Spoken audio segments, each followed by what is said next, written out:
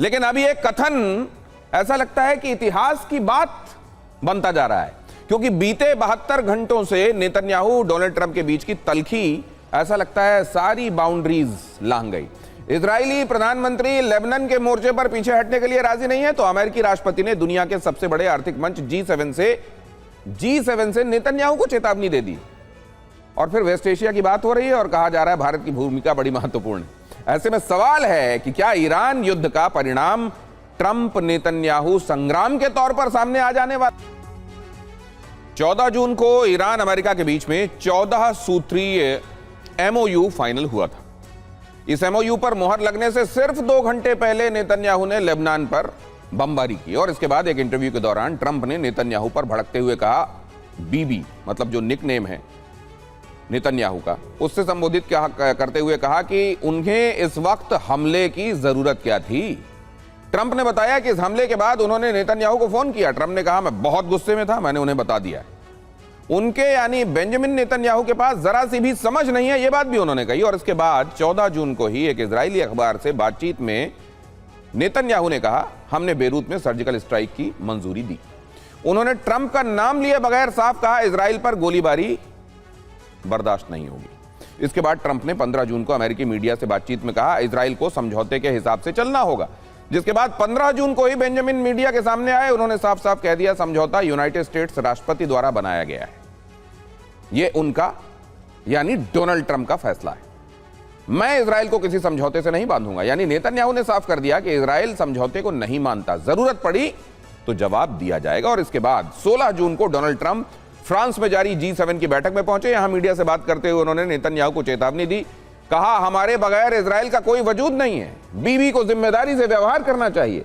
यहां से बात महत्वपूर्ण है, गौर करने वाली है कि युद्ध और युद्ध विराम के दौरान ट्रंप लगातार नेतन्याहू से फोन से संपर्क में थे। चाहे कितना भी विवाद हो, वो नेतन्याहू से टेलीफोनिकली बातचीत जरूर कर रहे थे, लेकिन अब ऐसा नहीं हो रहा है। आखिरी बार ट्रंप ने 14 जून को नेतन्याहू से फोन पर बात की थी, जिसके बाद से 72 घंटे बीत चुके हैं। दोनों एक दूसरे को लेकर मीडिया में बयान जारी कर रहे हैं, लेकिन फोन पर दोनों की कोई बातचीत नहीं हुई है।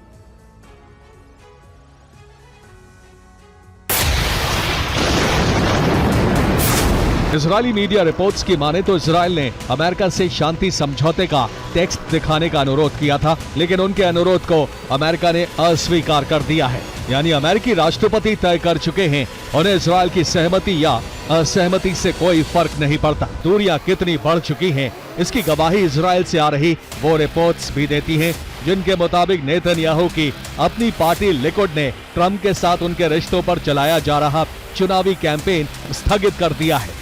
पार्टी इस निष्कर्ष पर पहुंची है कि ट्रंप नेतन्याहू की दोस्ती जनमत हासिल करने में फिलहाल मदद नहीं कर सकती। अब इजराइल की ताकत उसकी वायुसेना के पास मौजूद फाइटर जेट्स की बड़ी स्क्वाडन है और इसके दम पर वो अरब की महाशक्ति कहलाता है। लेकिन बिना रिफ्यूलिंग एयरक्राफ्ट के इजराइल के लिए ईरान पर बमबारी करना बेहद मुश्किल है। दरअसल टेल अवीव से तेहरान की दूरी करीब 1600 किलोमीटर है। इजराइल का सबसे आधुनिक फाइटर जेट F-35 है, जो उसे अमेरिका से ही मिला है। इस फाइटर जेट की रेंज जो है वो 2200 किलोमीटर की है। ऐसे में यह फाइटर जेट ईरान पहुंचने में तो सक्षम है, लेकिन बमबारी करके वापस ईरान नहीं लौट सकता। इजरायली फाइटर जेट तेहरान पर बमबारी करके लौटता है तो इराक के स्पेस में उसका ईंधन खत्म हो जाएगा और वो इजराइल नहीं लौट पाएगा। इन हालातों में रिफ्यूलिंग एयरक्राफ्ट इजरायली वायुसेना के लिए वरदान की तरह है। ये एयरक्राफ्ट फाइटर जेट में हवा में ही ईंधन भरते हैं, जिसके बाद जेट बमबारी करके वापस इजराइल पहुंचते हैं। लेकिन इजराइल के पास मौजूद कुल रिफ्यूलिंग एयरक्राफ्ट की संख्या महज 10 है, जिनमें से 9 एयरक्राफ्ट बोइंग 707 हैं। ये करीब 50 साल पुराने हैं और इजराइल इन्हें रिटायर कर रहा है। इनकी जगह इजराइल अमेरिका के आधुनिक KC-46 रिफ्यूलिंग एयरक्राफ्ट खरीद रहा है, लेकिन फिलहाल उसके पास ऐसा सिर्फ एक ही एयरक्राफ्ट है, जो इजरायली फाइटर जेट्स की बड़ी स्क्वाड्रन के लिए नाकाफी है। मंत्री अब्बास अरागची ने कहा है कि लेबनान के खिलाफ इजराइल की कार्रवाई समझौते का उल्लंघन होगा। वहीं कालीबाफ ने धमकी दी है, समझौते के लिए लेबनान सहित सभी मोर्चों पर युद्ध समाप्त होना जरूरी है।